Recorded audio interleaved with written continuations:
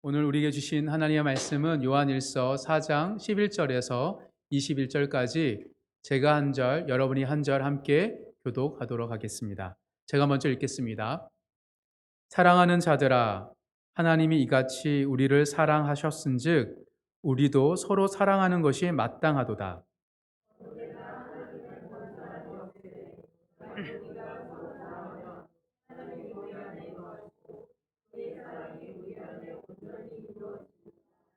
그의 성령을 우리에게 주심으로 우리가 그 안에 거하고 그가 우리 안에 거하시는 줄을 아느니라.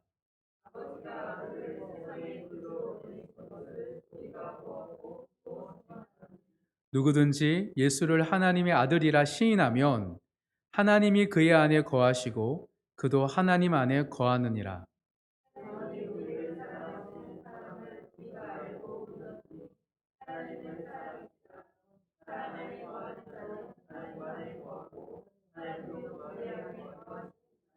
이로써 사랑이 우리 안에 온전히 이루어진 것은 우리로 심판 날에 담대함을 가지게 하려 함이니 주께서 그러하심과 같이 우리도 이 세상에서 그러하니라.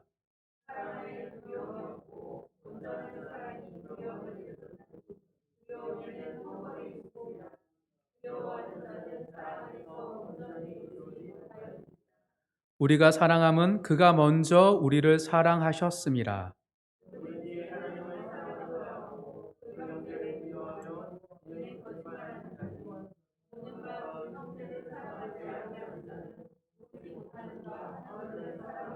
다 같이 읽겠습니다. 우리가 이을 주께 받았나니 하나님을 사랑하는 자는 또한 그 형제를 사랑할지니라. 아멘. 2023년 새해 소망 시리즈 설교 세 번째 마지막 시간입니다. 오늘은 요한일서 4장 11절에서 21절 본문을 통해 서로 사랑이 온전한 임재되는 교회라는 제목의 말씀을 나눌 때 서로 사랑함으로 사랑이신 하나님을 온전히 누리시는 2023년 새해 되길 주님의 이름으로 축복합니다. 부르짖음이 새 노래 되는 교회, 말씀 순종이 기쁜 소식 되는 교회, 서로 사랑이 온전한 임재되는 교회 되길 간절히 소망합니다. 이와 같은 세 가지 새해 소망이 기도가 되고 기도가 삶이 되는 그 놀라운 은혜가 우리 모두에게 가득하길 주님 이름으로 축복합니다.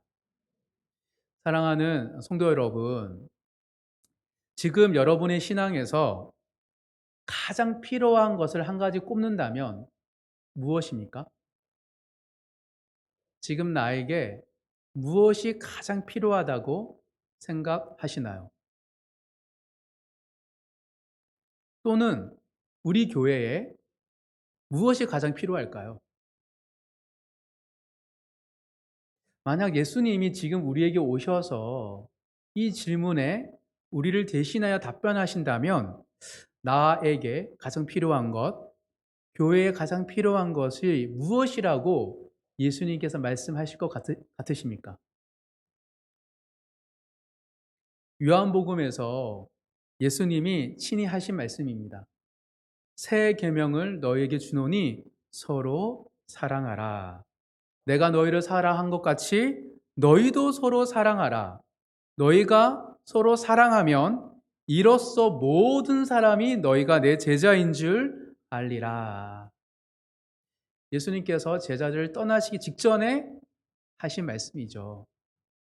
아마 요한복음 13장 이 말씀을 우리에게도 동일하게 하시지 않을까 저는 생각합니다. 서로 사랑하라.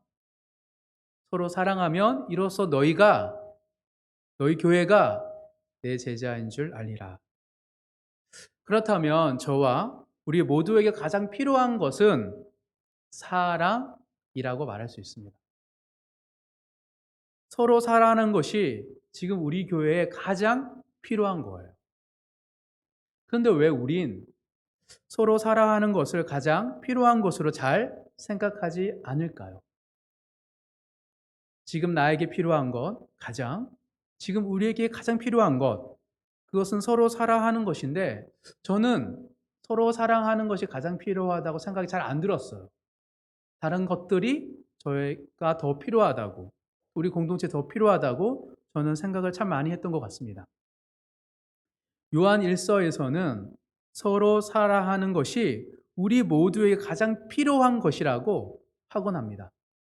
요한 1서 4장 7절과 8절을 한번 다 같이 찾아서 읽어보기를 원합니다. 요한 1서 4장 7절 8절 읽겠습니다. 시작. 사랑하는 자들아 우리가 서로 사랑하자. 사랑은 하나님께 속한 것이니 사랑하는 자마다 하나님으로부터 나서 하나님을 알고 사랑하지 아니하는 자는 하나님을 알지 못하나니 이는 하나님은 사랑이심이라. 우리가 서로 사랑하자. 사랑하지 아니하는 자는 하나님을 알지 못하나니. 여기서 알 수 있는 사실이 무엇입니까? 초대교회에서도 성도들끼리 서로 사랑하지 않는 일들이 있었다고 확인할 수 있습니다. 초대교회도 우리처럼 사랑하는 것보다 다른 것들을 더 중요한 것이라고 여겼던 거예요. 이 서신서가 쓰여진 시기는 초대교회가 막 생겨난 시점이 아닙니다. 초창기가 아니에요. 오순절 성령 강림 후 최소 50년이 지난 시점에 이 서신이 쓰여졌습니다.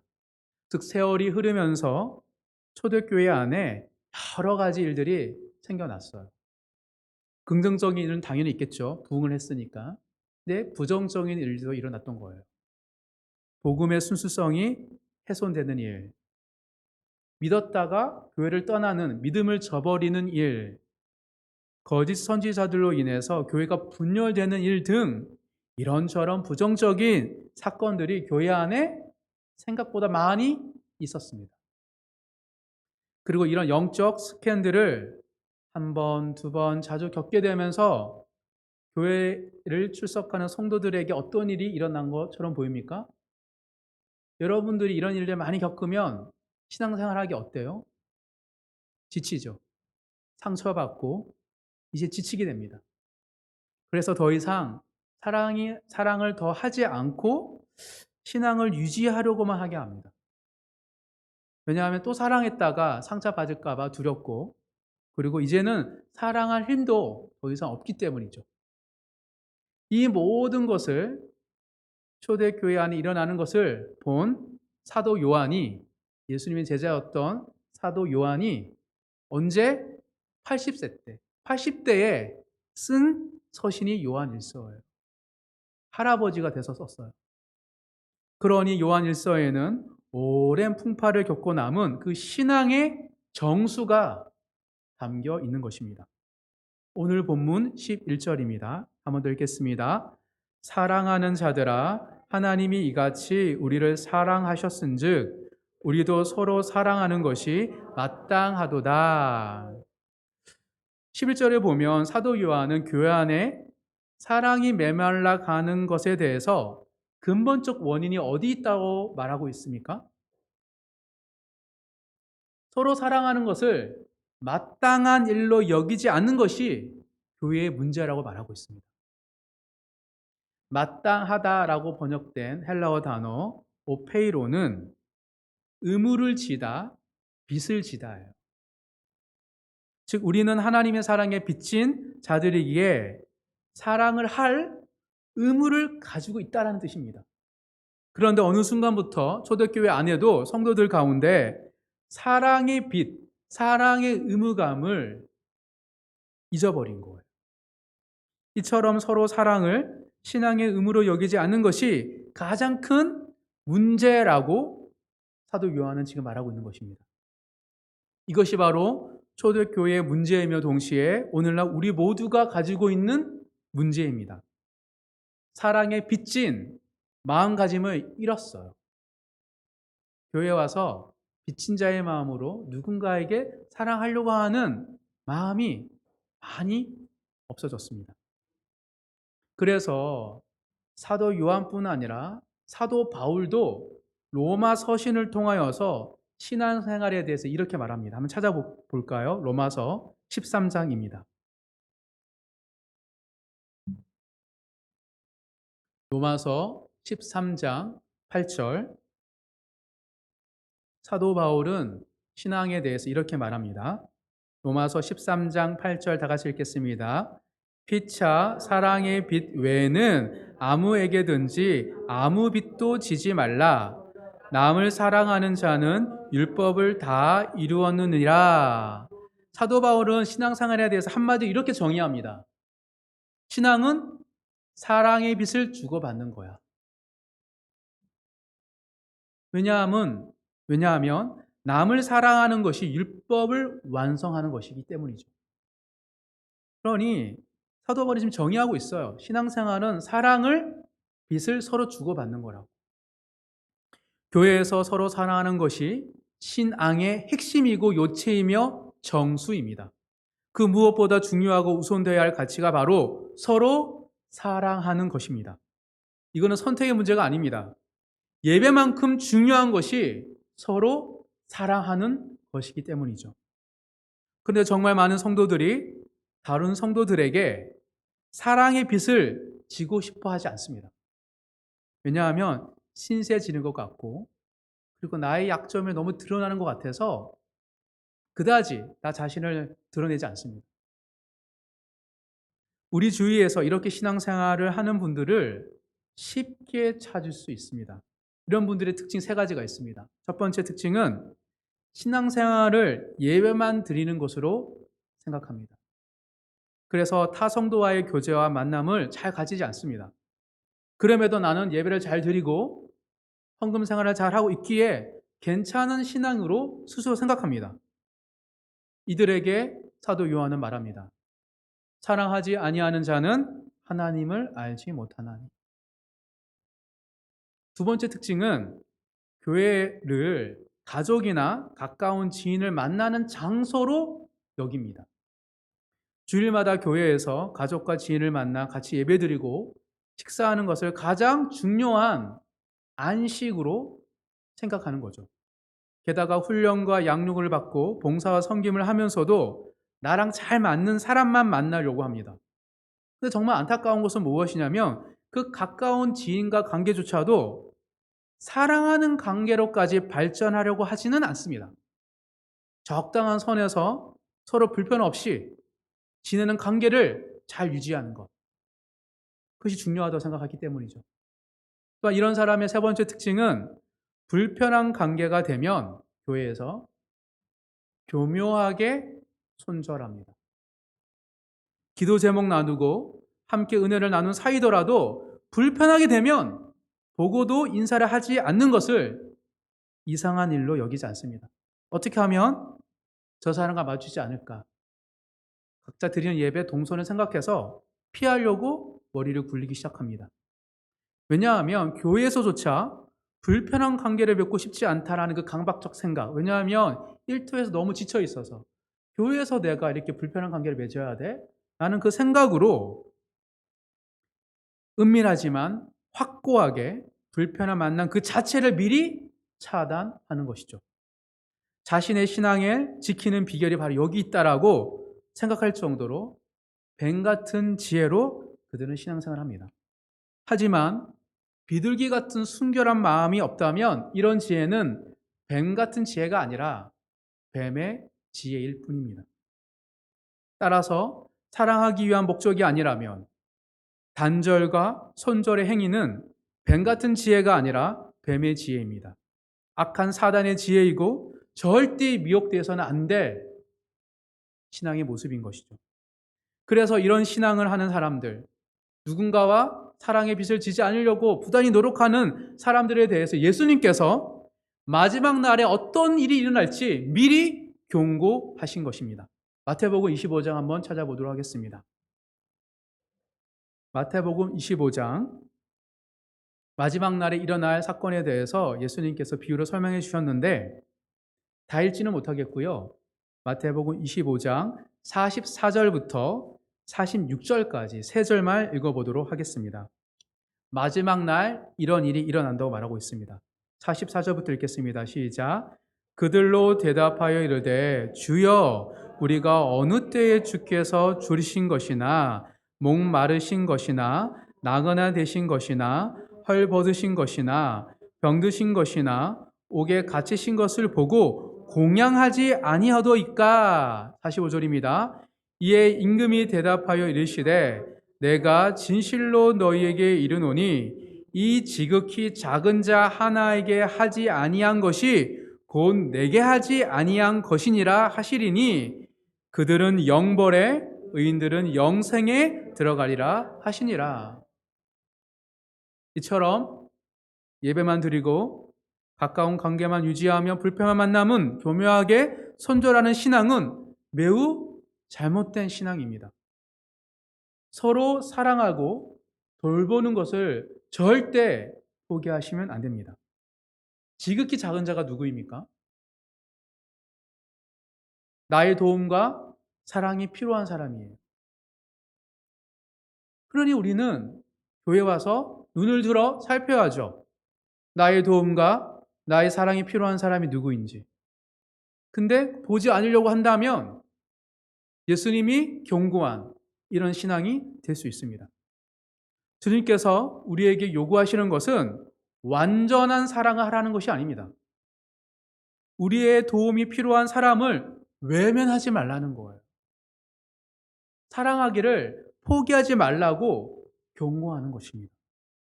그렇기에 무슨 일이 있어도 사랑의 빛은 절대 지지 않겠다라고 결심한 사람처럼 신앙생활을 한다는 것은 정말 경계해야 할 잘못된 신앙입니다. 이것은 참 신앙이 아니고 거짓된 신앙의 모습이에요.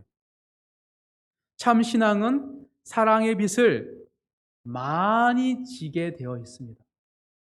정말 우리가 신앙생활 하려면 사랑의 빛을 누구에게 지고 받게 되어 있어요. 왜냐하면 내가 중풍병자임을 깨닫기 때문입니다.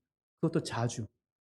나 스스로 절대 주님께 나아갈 수 없을 정도로 영적으로 힘들고 지쳐있고 병들어 있을 때가 자주 우리 안에 발견되기 때문입니다. 그때 나를 주님의 보좌 앞으로 데려갈 친구들이 필요해요. 그래서 도움을 받는 것은 부끄럽게 여길 문제가 아닙니다. 오히려 참 신앙의 표지가 사랑의 빛이 많은 거예요.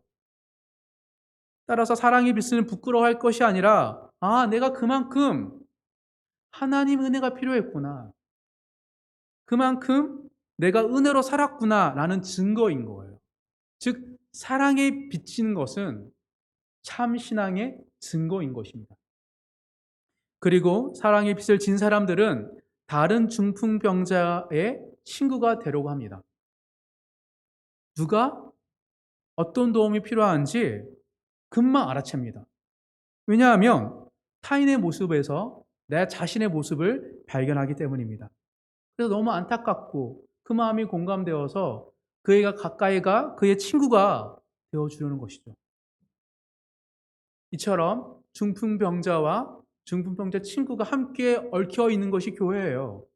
그 무엇보다 이 모습을 보고 예수님께서 이런 중풍병자와 친구들의 사랑의 수고를 보시고 그들의 믿음을 보시고 치유와 구원을 선포하십니다. 왜냐하면 예수님은 의인을 부르러 온 것이 아니라 건강한 자를 부르러 온 것이 아니라 병든 자, 죄인을 부르러 이 땅에 오셨기 때문입니다. 예수님이 죄인들의 친구이고 죄인들이 예수님의 친구입니다. 그런데 내가 부족하고 병들고 죄가 드러나는 것을 부끄러워한다는 거요? 그것은 예수님을 부끄러워하는 거예요. 물론 죄를 내 안의 연약함을 자랑해서는 안 됩니다. 왜요? 예수님은 죄가 없거든요. 그 죄가 하나도 없으신 예수님께서 나의 친구가 되어주시고 우리의 친구가 되어주셔서 우리는 있는 그대로 함께 손을 잡고 주님 앞에 나아가는 것이죠. 이처럼 하나님의 나라는 중풍병자와 그의 친구들이 들어가는 곳입니다. 서로 돌보고 사랑하는 것에 무관심한 방관자는 절대 하나님 나라에 들어갈 수 없습니다. 그 예수님이 하신 말씀이에요. 하나님의 자녀들은 생명을 불사르는 죄를 보고 절대 눈을 돌릴 수 없기 때문입니다. 사도 요한은 이 구원의 진리를 너무 잘 알고 있었습니다. 그래서 교회 안에 이런저런 이슈 때문에 다 알아요. 왜 그런지 성도들이. 하지만 서로 사랑하지 않고 있는 성도들을 보고 가만히 있을 수 없었어요.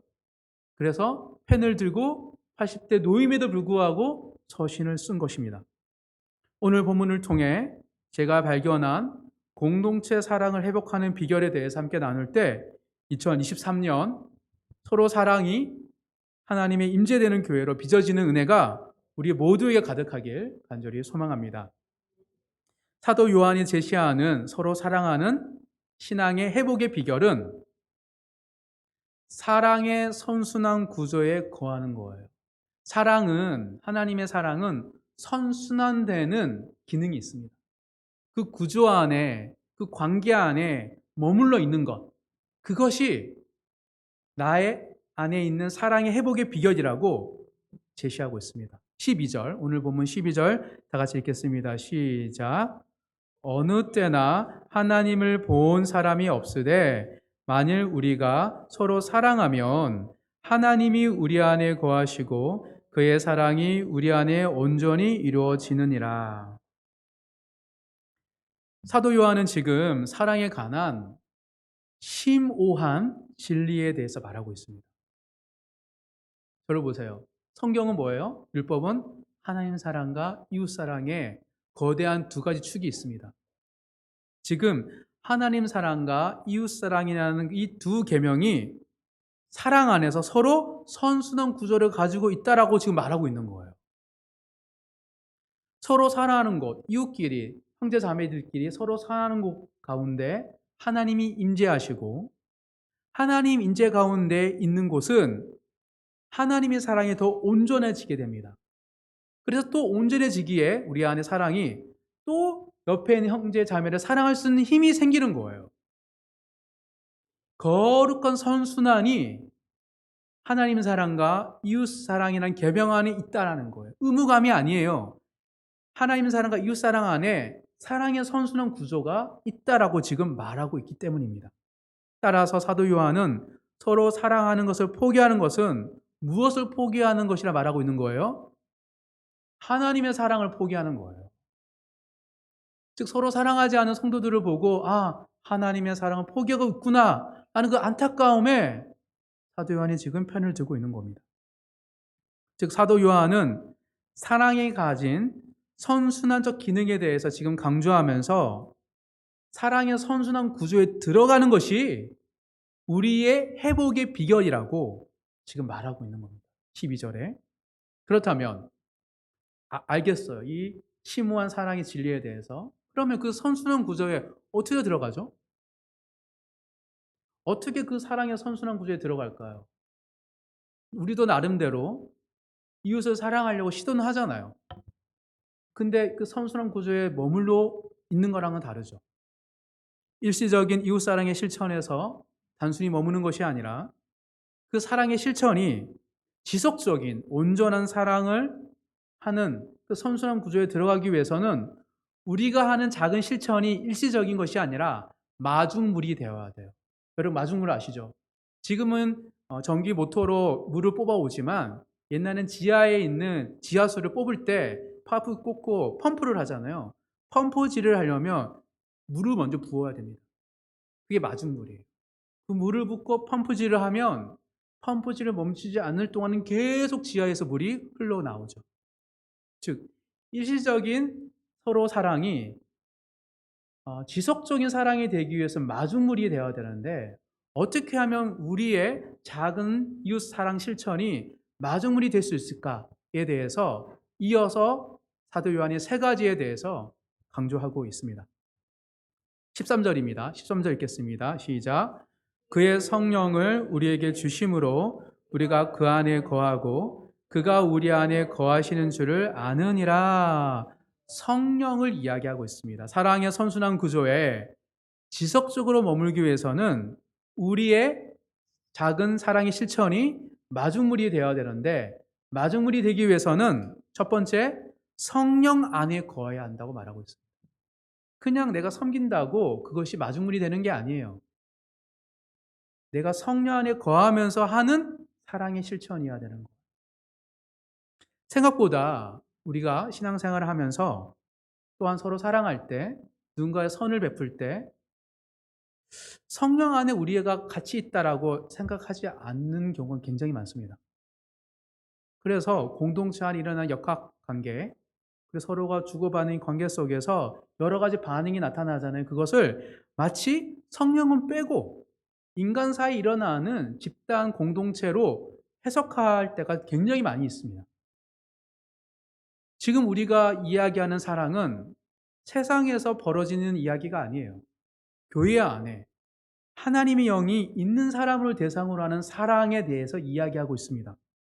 내 안에도 성령이 계시고요. 저 사람에게도 성령이 계십니다. 따라서 우리가 서로 사랑할 때 성령이 우리 내면에서 역사하세요. 서로 사랑할 때 우리 모두 안에 성령께서 살아 계신다는 사실을 기억하면서 우리가 사랑을 실천하는 법을 배워야 하는 것입니다. 그러니 순간 반응하는 그의 말과 행동을 다 믿으시면 안 돼요. 그 안에 성령께서 또 일하실 것들엔 기대감이 있어야 되는 것이죠. 왜냐하면 성령은 어떤 분이십니까? 보혜사입니다. 돕는 분이에요. 사랑을 실천하는 사람도 돕고요. 그를 받아 누리는 사람 안에 성령이 도와주고 있어요. 그러면서 성령께서 우리의 작은 실천을 통하여서 한 사람 한 사람의 마음 가운데 기갈하시고 자갈을 빼시고 가시던 거를 거두시면서 하나님의 말씀이 심길 만한 옥토와 같은 밭을 기경하고 계시는 거예요. 이게 성령 안에 거하며 사랑을 실천하는 사람들의 모습인 거예요. 그래서 지금 사도 요한은 성령 안에 거해야지 마중물이 될 수 있다라고 말하고 있습니다. 이어서 14절, 15절 읽겠습니다. 시작. 아버지가 아들을 세상의 구주로 누구든지 예수를 하나님의 아들이라 시인하면 하나님이 그의 안에 거하시고 그도 하나님 안에 거하느니라.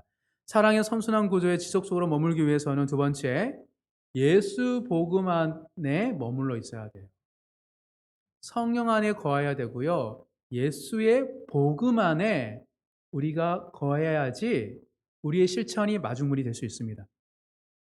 예수님을 하나님의 아들이라 시인하는 글의 말의 뜻은 복음이 선포된다는 거예요. 매일, 매 순간 끊임없이 복음이 선포되고 있다는 거예요. 복음은 무엇입니까? 우리 스스로 나를 구원할 수 없는데 누가? 예수님이 대신 구원을 이루셨다는 거예요. 이게 복음입니다. 그렇다고 예수님을 믿었다고 해서 우리가 완전한 자가 되지 않죠. 예수님처럼 완전한 자가 되는 게 아니에요. 여전히 우리는 예수님의 은혜와 사랑이 필요한 자가 된 거예요. 그래서 구원은, 복음으로 인한 구원은 과거형이며 현재형이며 동시에 미래형이에요. 늘 여전히 우리는 복음이 필요합니다. 예수님이 필요해요. 그 예수님이 필요하다는 고백이 공동체 안에 있을 때 사랑의 실천이 마중물이 된다라고 말하는 거예요. 머리로 믿죠. 과거형으로는. 현재형으로 예수님이 필요하냐라고 지금 이야기하고 있는 것입니다. 만약 우리의 신앙이, 우리의 공동체가 더 이상 복음을 필요하지 않는다면 우리는 지속적인 선순환, 사랑의 선순환 구조에 들어갈 수 없습니다. 겉으로는 사랑할 수 있고 좋은 사람일 수 있지만 그 안에 어느 누구도 사랑의 선순환 속에서 온전한 사랑을 이루어가지는 못할 것이기 때문입니다. 복음 없이는 절대 사랑의 빛을 온전히 누릴 수 없기 때문입니다. 왜냐하면 하나님의 사랑은 오직 누구를 통해서만? 예수님을 통해서만 얻을 수 있기 때문이에요. 아니, 예수님이 지금 나에게 필요하지 않는데 어떻게 하나님의 사랑이 필요할까요? 어불성설입니다. 예수님이 여전히 나에게 필요한 것은 절대 부끄러운 거 아니에요. 믿음이 자라지 못한 특징이 아닙니다. 여전히 믿음 안에 있다는 특징이고 성장하고 있다는 특징이고 주님과 함께 동행한 사람의 특징이 예수님이 필요한 거예요. 복음은 온전한 사랑을 위한 필수 불가결한 요소이며 대체 불가능한 겁니다.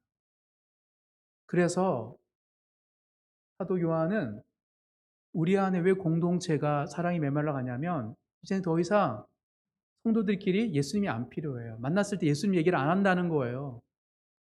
나를 위해 기도해 줘. 내 안에 예수님이 필요해. 일터에서, 관계에서 예수님이 나를 도우지 않는다면 내가 그걸 감당하지 못하겠어. 난 마치 내가 예수님 모르는 사람을 살게 되는 것 같아. 나를 위해 기도해 줘. 그런 고백이 사라지니 그 누군가의 사랑의 실천도 왜 저래? 왜 오버하지? 다 같이 다니는 곳인데 왜 자기 혼자 좋다고 이렇게 하는 거야? 라고 다른 사람의 호의를 있는 그대로 받아들이지 못합니다. 그리고 그 안에 성령께서 어떻게 우리의 작은 섬김과 미약한 모습 속에서 빚어져 가는 공동체를 볼 수 없는 거죠. 그래서 사도 요한은 첫 번째 우리의 사랑의 실천이 거룩한 마중물이 되기 위해서는 성령 안에 거해야 되고 그리고 복음 안에 거해야 한다고 말하고 있습니다. 세 번째 16절, 17절 읽겠습니다. 하나님이 우리를 사랑하시는 사랑을 우리가 알고 믿었노니 하나님은 사랑이시라. 사랑 안에 거하는 자는 하나님 안에 거하고 하나님도 그의 안에 거하시느니라. 이로써 사랑이 우리 안에 온전히 이루어지는 것은 우리로 심판날에 담대함을 가지고 하려 함이니 주께서 그러하신가 같이 우리도 이 세상에서 그러하니라. 사랑의 선순환 구조의 지속 속으로 머물기 위해서 세 번째, 하나님 사랑 안에 거해야 합니다. 하나님은 사랑이시라. 하나님과 사랑은 떨어뜨릴 수 없어요. 우리가 살아가면서 절대 잊지 말아야 할 진리가 바로 이거예요. 하나님은 사랑이시라. 많은 사람들이 신앙의 격변기를 겪으면서 이 진리를 잊어버립니다. 왜 나에게 이런 고통을 주시나요? 왜 나를 버리셨나요? 왜 나의 기도에 응답하지 않으십니까? 도대체 하나님은 어디에 계십니까? 이건 누구나 겪는 격변기에 있는 고통과 수렁이에요. 다 겪습니다. 근데 이 고통의 시련 속에서 사랑의 하나님을 잊은 거예요. 보이지 않으니까 사랑이. 그런데 하나님은 이 기가 막힌 운동의 수렁에 갇혀있는 우리들에게 어떤 대답을 주셨죠? 대답을 하셨습니다. 어떤 대답이죠? 바로 교회입니다. 교회에서 서로 사랑함이 가득할 때 하나님의 사랑이 교회 가운데 충만하게 임재합니다. 그때 비로소 나는 지금 메말라 있으나 하나님은 교회 가운데 충만하게 역사하는 걸 보고 하나님은 사랑이란 고백을 하게 됩니다. 서운할 수 있지만 하나님은 사랑이구나 라는 것을 알게 돼요. 그래서 기가 막힌 운동의 수렁에 빠진 지체들이 혼자서는 100점 무조건 패해요. 근데 두 사람은 맞설 수 있고 세 사람이 끊어지지 않는 것처럼 공동체 안에서 하나님의 사랑을 보고 다시 경험하게 될 수 있는 것이죠. 정말 그렇습니다. 하나님의 실존에 대해서 하나님은 어디 있습니까? 라는 질문에서 하나님은 답이 뭐냐면 교회입니다. 예수의 몸된 교회를 세상에 딱 놓으시고 대답을 주시는 거예요. 특히 하나님의 임재가 충만한 교회를 통해서 하나님은 세상에 당신이 살아있음을 나타내십니다. 지금까지 이것이 하나님이 즐겨 사용하셨던 하나님의 방법이에요. 하나님은 어디 있죠? 여기 있잖아. 선교지 가운데, 핍박 가운데, 죽음 가운데 하나님은 어디 있습니까? 라는 질문 앞에 여기 모여있는 사람도 있잖아. 지하교회를 통하여 순교 가운데도 기뻐하는 사람을 통하여 사도 바울과처럼 감에 갇혀지는 기뻐하는 사람들을 통하여 어디 있지? 여기 있지. 그게 하나님의 답입니다. 그런데 하나님의 임재가 언제 충만하게 된다고 사도 요한은 말하고 있습니까? 교회인데 사랑이 식어가는 교회를 보고 하나님 임재가 충만한 교회가 되기 위해서 어떻게 해야 된다고 사도 요한이 얘기하고 있어요? 성도들이 서로 사랑할 때 하나님이 그곳에 강하게 임재한다고 말하고 있습니다. 이것이야말로 신앙의 정수입니다. 너무 진부하지만 너무 누구나 알고 있는 것이지만 변치 않는 진리, 사랑 가운데 하나님이 임재하신다는 것. 그것이 바로 사도 요한이 강조하고 있는 복음의 정수입니다. 2000년 교회 역사 속에서 성도가 서로 사랑할 때, 그럼에도 불구하고 함께 모여 서로 사랑하기를 선택할 때 하나님 그곳에 임재하셨고 하나님의 능력으로 역사하셨습니다. 그 2000년 교회 역사예요. 2022년 바르고 아름다운 교회가 개척되고 2023년 오늘 이 자리에 우리가 함께 예배 드릴 수 있는 이유가 바로 여기 있는 것이에요. 하나님께서 임재하실 만한 교회를 여전히 찾고 계십니다. 작은 무리이지만 우리가 서로 사랑하려고 하기에 우리 가운데 하나님이 임재하셨습니다. 지금도 하고 계십니다. 그 누구보다 우리 가운데 임재하기를 기뻐하시는 분이 바로 누구예요? 하나님이세요. 그게 사랑이에요. 사랑은 절대 선택의 문제가 아닙니다. 이처럼 성도는 사랑이 충만한 교회를 통해 하나님을 만나고 사랑이신 하나님을 점차 닮아가게 됩니다. 온전한 사람으로 빚어지는 것이죠. 건물이 교회가 아니죠. 누구 다 알고 있습니다. 우리가 함께 모인다고 이게 교회가 아닙니다. 사랑이 없다면 그 모든 것은 아무것도 아니에요. 예수를 주로 고백하는 사람들이 옆에 있는 지체를 지극히 작은 자처럼 여기고 그리고 도우려고 할 때 그게 교회가 되는 거예요. 2023년 서로 사랑이 온전한 임재되는 교회가 되어 하나님을 더욱 닮아가는 재창조의 역사가 나타나는 우리 모든 교회 성도들이 되기를 간절히 소망합니다. 근데 문제가 있습니다. 하나님의 사랑은 의무만 있는 것이 아니구나. 하나님 사랑과 이웃 사랑의 이 두 계명 사이에 사랑이신 하나님께서 선순환 구조로 그냥 실천하면 자연스럽게 또 은혜를 주셔서 할 수 있게 해주시는구나. 그래서 들어가고 싶다.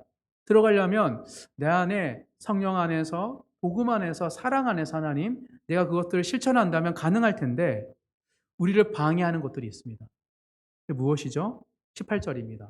18절 읽겠습니다. 시작. 사랑 안에 두려움이 없고 온전한 사랑이 두려움을 내쫓나니 두려움에는 형별이 있음이라. 두려워하는 자는 사랑 안에서 온전히 이루지 못하였느니라. 두려움입니다. 갑자기 두려움을 여러 차례 얘기하고 있어요. 두려움이 우리를 거룩한 사랑의 선순환 구조에서 우리를 벗어나게 합니다. 온전한 사랑을 방해합니다. 주님을 닮아가는 걸 막는 것이 두려움입니다. 어떤 두려움이 있죠? 사랑하려고 하면 바로 느껴요. 겪게 될 고통에 대해서. 그래서 막연한 두려움이 생깁니다. 새로운 곳에 가면. 여러분 오실 때도 그랬잖아요. 개척교회 올 때. 막연한 두려움이 있어요. 뭔가 헌신해야 될 거, 누굴 알아야 될 것 같고, 오픈해야 될 것 같고. 그리고 그 막연했던 두려움이 실체가 되는 것처럼 한 주 한 주 이렇게 보게 되면 두려움이 우리의 마음을 사로잡습니다. 맞아.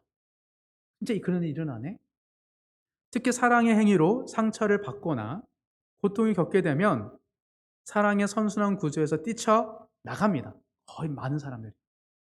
우리 인간은 두려움 앞에서 순식간에 무너지는 연약한 존재이기 때문입니다. 저뿐만 아닙니다. 제가 교회를 사역하면서 정말 많이 봤어요. 사실은 나쁜 말을 해서 교회를 떠나지 않아요. 서로 사랑하려고 하다가 오해가 생기고 부딪히고 갈등이 느껴서 떠나요. 놀랍죠? 그런데 우리 주님이신 예수님은 이 두려움을 온전히 이겨내셨습니다. 요한복음 13장 1절에 보면 제가 읽어드리겠습니다. 유월절 전에 예수께서 자기가 세상을 떠나 아버지께로 돌아가실 때가 이른 줄 아시고 세상에 있는 자기 사람들을 사랑하시되 어떻게? 끝까지 사랑하시니라. 예수님도 두려움을 느끼셨어요. 하지만 끝까지 사랑하셨습니다. 예수님은 죽음의 두려움 앞에서 나를 떠날 것에 대해서 그 두려움을 맞서서 포기하지 않으셨습니다. 끝까지 자기 사람들을 사랑하셨습니다. 그렇기에 우리가 예수님을 바라볼 때 우리도 이 두려움을 이겨낼 수 있는 겁니다. 우리를 의지하면 이겨낼 수 없어요. 우리는 실수하기 때문에 넘어지기 때문에. 하지만 앞서 행하신 예수님이 계시기에 끝까지 사랑을 포기하지 않을 수 있는 것이죠. 그때 우리는 어떤 고백을 하게 되죠? 19절입니다. 같이 읽겠습니다. 시작. 우리가 사랑함은 그가 먼저 우리를 사랑하셨음이라. 이거를 고백해야 돼요. 공동체 안에 서로 사랑을 주고받고 온전한 사랑을 갖고 갈 때 다들 그래요. 너를 만나서 좋아, 나를 만나서 좋아 라고 립 서비스처럼 하지만, 진심이지만 실상은 알아요. 예수님이 우리를 먼저 사랑하셨고 끝까지 사랑하셨기에 우리가 여기까지 올 수 있었어. 그게 바로 교회의 고백인 거예요. 이어서 20절, 21절 읽겠습니다. 시작. 누구든지 하나님을 사랑하노라 보는 바 그 형제를 사랑하지 아니하는 자는 보지 못하는 바 하나님을 사랑할 수 없느니라. 우리가 이 계명을 주께 받았나니 하나님을 사랑하는 자는 또한 그 형제를 사랑할지니라. 이 놀라운 진리를 알고 또 앞서가신 예수님을 믿을 때 어떻게 우리가 살아가게 될까요? 20절, 21절처럼 살아가게 됩니다. 사랑의 선순환 구조 가운데 머무다 보면 하나님의 사랑이 온전하게 나 안에 자리 잡고 공동체 안에 자리 잡는 걸 보게 됩니다. 경험하게 되는 것이죠. 그러면 사랑이 계명이구나 라는 것을 머리가 아니라 가슴으로, 손과 발로, 몸으로 알게 됩니다. 그래서 더 이상 서로 사랑하려고 하는 것을 선택을 하지 않습니다. 자연스럽게 마땅히 지켜야 할 명령이기에, 능히 지킬 수 있는 계명이기에 하게 됩니다. 잘하든 못하든. 탁월한 사랑을 얘기하는 게 아닙니다. 눈을 들어 살피는 거예요. 지키 작은 자를, 주고받을 이야기를, 하나님 회복할 영역들을 보여요. 그러면 그날 얘기 못하면 기도하고 다음 주 만나 얘기하고 그 순간순간 서로 안에 성령이 역사해 주시고 각자가 복음을 붙들고 하나님의 사랑이 온전해지는 것을 다 느끼기에 일희일비하지 않습니다. 그 사람의 반응에 막 상처받지 않아요. 하나님이 또 일하실 거야 라는 부분 속에서 두려움이 아니라 기꺼이 하는 순종으로, 계명으로, 나의 삶의 이야기로 그냥 할 수 있는 것이죠. 능히 지킬 수 있는 계명이 됩니다. 그래서 C.S. 루이스는 이 사랑과 두려움에 관해서 이렇게 말을 합니다. 제가 읽어드리겠습니다. 사랑한다는 것은 상처받을 수 있는 위험에 자신을 노출시키는 행위입니다. 다 느껴요. 알고 있어요. 사랑한다는 것은 위험해요. 노출시키는 거예요. 무엇이든 사랑해 보십시오. 여러분의 마음은 분명 아픔은 느낄 것이며 어쩌면 부서져 버릴 수도 있습니다. 마음을 아무 손상 없이 고스란히 간직하고 싶다면 누구에게도 마음을 주어서는 안 됩니다. 모든 얽히는 관계를 피하십시오. 마음을 당신의 이기심이라는 작은 상자 안에 넣어 안전하게 잠가 두십시오. 그러나 그 작은 상자 안에서도 그것은 변화가 말 것입니다.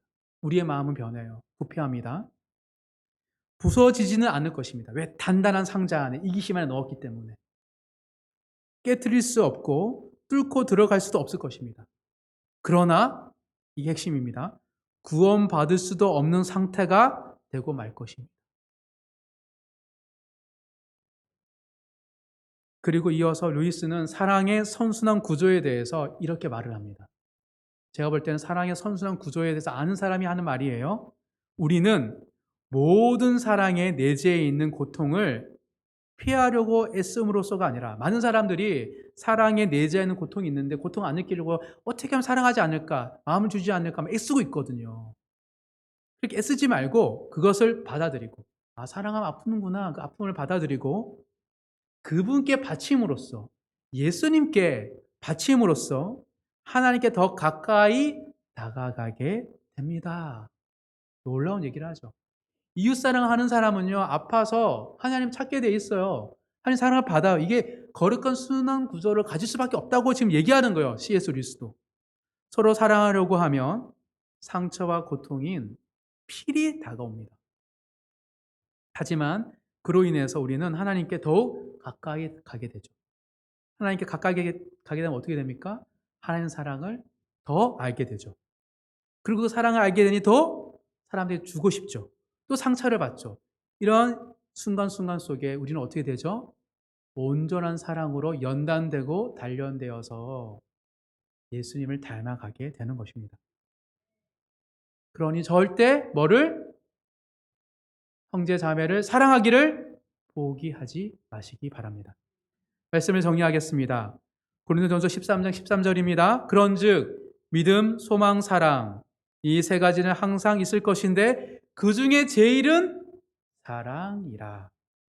우리가 서로 사랑하기를 멈추지 않을 때 하나님 인재가 충만한 교회됨을 경험하는 은혜가 우리 모두에 있기를 간절히 소망합니다. 하나님 안에 거하는 것이 우리 안에 우리의 사랑의 실천이 거룩한 마중물이 되는 비결이라고 말하고 있습니다. 하나님께서 우리에게 당신의 나라를 주시기를 기뻐하십니다. 부르짖음이 새 노래되는 교회, 말씀 순종이 기쁜 소식 되는 교회, 그리고 서로 사랑함이 온전한 임재되는 교회가 우리 새해 영적 청사진이 되기를 간절히 소망합니다. 마음껏 부르짖고 말씀을 순종하기를 즐거워하며 서로 사랑하기를 멈추지 않는 바르고 아름다운 교회 모든 성도들 되기를 간절히 소망합니다.